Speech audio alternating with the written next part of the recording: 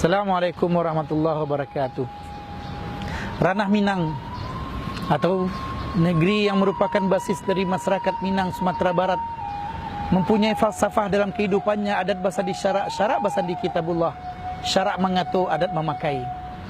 Maksud dari falsafah hidup ini adalah adat mestilah berlandasan kepada firman Allah, adat mestilah berlandasan kepada syariat agama, dan syariat agama mestilah berlandasan kepada firman Allah Subhanahu wa taala yang terdapat dalam Al-Quran.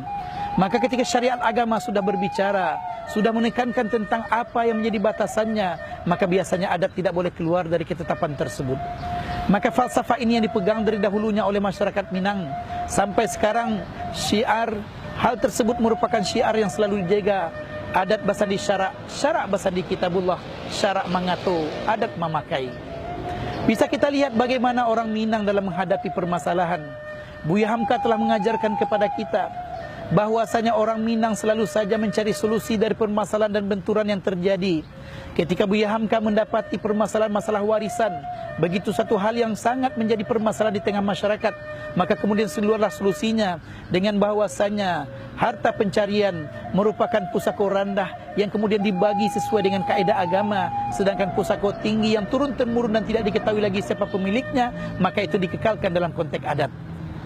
Maka ini juga yang menjadi bagian dalam kehidupan kita sebagai masyarakat ranah Minang, bahwasanya orang-orang tua kita dahulu ketika melepas anaknya pergi merantau, maka biasanya ditanyakan kepada sang anak dua pertanyaan saja. Naklah selesai mengaji di surau, naklah selesai basilek. Maksudnya adalah ketika orang tua melepas anaknya pergi merantau, maka pertanyaannya adalah, apakah Ananda sudah selesai pengajiannya di surau? Apakah Ananda sudah selesai melaksanakan bela diri silat yang diajarkan turun-temurun kepada anak-anak kita? Maka disinilah kita menjadi kekuatan bagi kita di ranah Minang, bahwasanya orang Minang selalu memperhatikan penjagaan terhadap dirinya dan juga penjagaan terhadap agamanya. Maka banyak orang Minang merantau, maka sesungguhnya mereka selalu menjaga bagaimana kontribusinya untuk tanah yang ditinggalkannya dan juga bagaimana penjagaan mereka di tempat rantau itu sendiri. Maka bisa kita lihat di berbagai negara yang ada, ketika orang Minang kemudian merantau, maka mereka selalu berusaha untuk memperhatikan sisi agama mereka. Maka ini menjadi kekuatan juga kita di ranah Minang.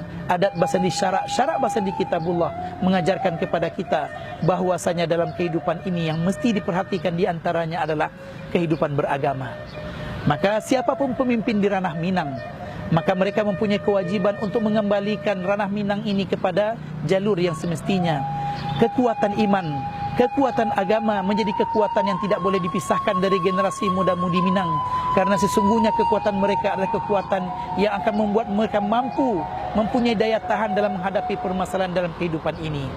Maka jangan sampai anak-anak kita begitu kerdil, begitu ringkih, begitu susah dalam menghadapi permasalahan hidup. Rasa percaya diri mereka kemudian luntur, karena sesungguhnya rasa percaya diri mereka tidak dipupuk dari awalnya.